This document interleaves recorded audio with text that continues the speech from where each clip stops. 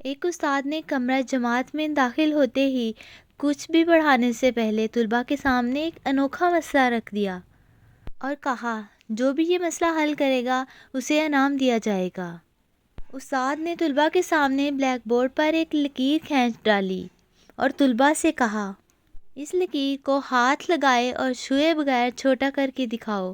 تمام طلباء سوچ میں پڑ گئے کہ بھلا ایسا کیسے ہو سکتا ہے کہ لکیر کو ہاتھ لگائے اور مٹائے بغیر ہی چھوٹا کیا جا سکے۔ تمام طلباء نے بہت سوچا لیکن مسئلہ حل ہوتا ہوا نظر نہیں آ رہا تھا۔ سب طلباء کو خاموش دیکھ کر استاد محترم نے پوچھا کیا کسی کو بھی اس مسئلے کے حل کا نہیں پتہ؟ استاد صاحب نے 12 بچوں سے کہا کہ اپنے ذہن پر زور ڈالیں اور اس مسئلے کو حل کرنے کی کوشش کریں، جس پر تمام طلباء کے سر جھک گئے۔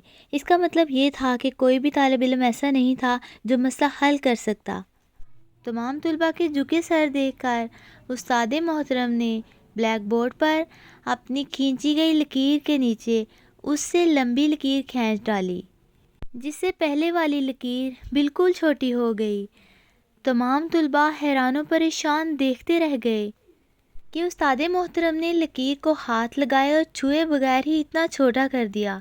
اس پر استاد محترم بولے پیارے بچوں، آج میں آپ کو زندگی کا سب سے بڑا سبق سکھانے جا رہا ہوں، اور وہ سبق یہ ہے کہ دوسروں پر حسد کیے بغیر، دوسروں کو نقصان پہنچائے بغیر، دوسروں پر تنقید کیے بغیر بھی ہم آگے بڑھ سکتے ہیں۔